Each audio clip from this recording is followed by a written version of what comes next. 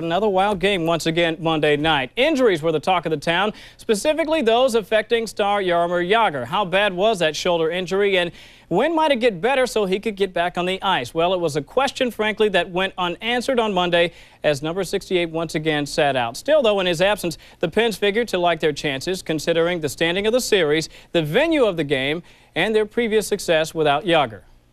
This game is the most important game of our year. You know, they try to get up 3-0 on these guys at home. It's a huge game, and we realize it's a big game, and the thing is far from over. I think you just go back to the basics. We got to get it back, get some traffic on Hedberg, and get some shots through. We know that this is going to be the toughest game of all. We can either dig them a bigger hole or let them climb back into the series, and we definitely don't want to give them any life. Pre-game's over. We drop the puck. Opening face-off at the Igloo. The netminders for the game. Johan Hedberg, Dominik Hasek. Who would win Game 3? We find out together. Kevin Stevens gets the pass. Great scoring chance. Hits the post. Sabres headed the other way. Afinogenov with the puck. Over to Dougie Gilmour. Breaking in. Hedberg comes right out. Robs him. Makes a sliding save. Later, the Pens on the power play. Kovalev. It's the post. No goal again. In the second period, still no goals in this game. Pittsburgh on the power play. They break free. Finally, Stevens with the redirect. And it's a 1-0 lead for the Pens, his third of the year, Barry. Kevin Stevens was the best player on the ice tonight for the Penguins right here. He used to score a lot of goals from that area when he was a 50-goal scorer. Found his touch right there. Great goal by Kevin Stevens on the power play. Steve Hines is going to get clobbered here by Kasparaitis. Clean hit on the boards, but unfortunately for Hines, he hits his head right on the top part of the dasher board. He gets cut. He's got 13 stitches, and he's going to go for a little repair work.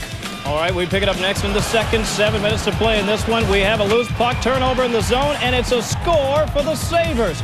Brown with the rip right there. We're all tied at 1, his third.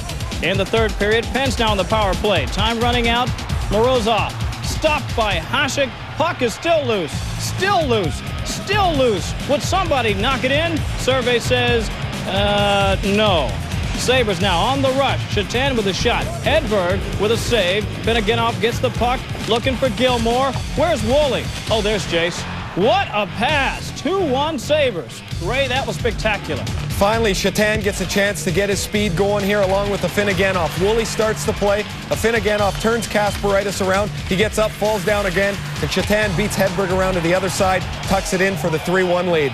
Stevens' goal gives him 105 career playoff points in 95 career games. First time in the playoffs, the Pens scored first and didn't win. They had been 6-0 when scoring first prior to this one.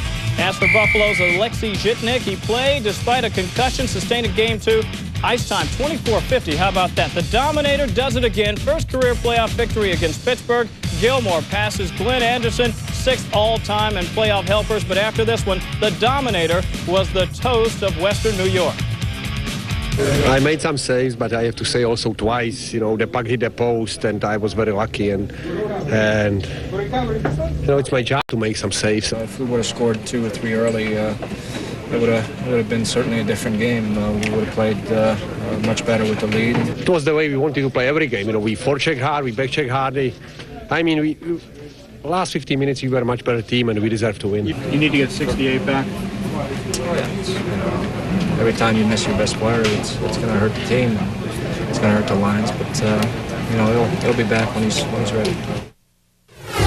So the Sabres go from roadkill a year ago to road warriors. Last year, a disaster. Lost all 3 road games in the first round of Philly, eliminated in 5. This year, they've won the key road games, and once again, they pick up the win on Monday. Barry, it looked like it was like forever before Buffalo could manage to get another goal. They had 2 very early in the series, went nearly 170 minutes before finally breaking free. They did some things offensively Monday. What'd you notice? Well, Pittsburgh has done a great job in the series of smothering the Buffalo offense. So what they did, Buffalo started sending the defenseman into the play, and that's the hardest person in the rink to cover because people forget about him. Watch this play right here. It's 4-on-4. Kasparaitis comes in for a big hit. That's Warner right there. He sees Kasparaitis is out of the play. He knows that it's a one-on-one situation, and when Barnes jumps in, it becomes a 2-on-1 situation for Buffalo. Warner jumps in. Barnes wants a pass right there. The defenseman does a good job. Warner tries to kill the Penguin. Warner's not an offensive player. But when offensive players do it, watch right here. Shatan goes in the corner,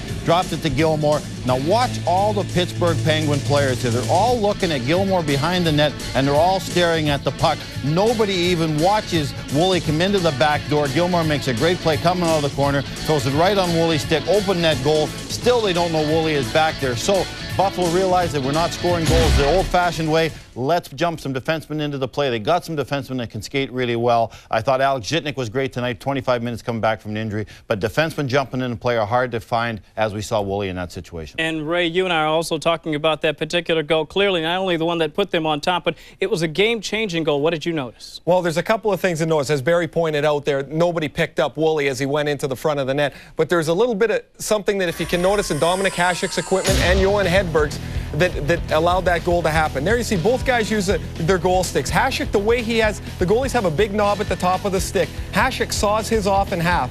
Because he plays with his paddle down flat so much, he is able to get the stick flat on the ice. The goaltender's able to hold it right where Darren Pang has it, and he's able to get that stick flat on the ice. Now you look at Hedberg. He's down. He's got the play covered, but you see the puck is going to go directly underneath Hedberg's stick and to Jason Woolley. If Dominic Hasek is in goal on that play, or if the stick of Hedberg is cut the same way, that pass cannot go across the net. And the reason that Hasek does it and Hedberg does not is Hasek is in that position far more, where he's down on both knees with his paddle flat on the ice.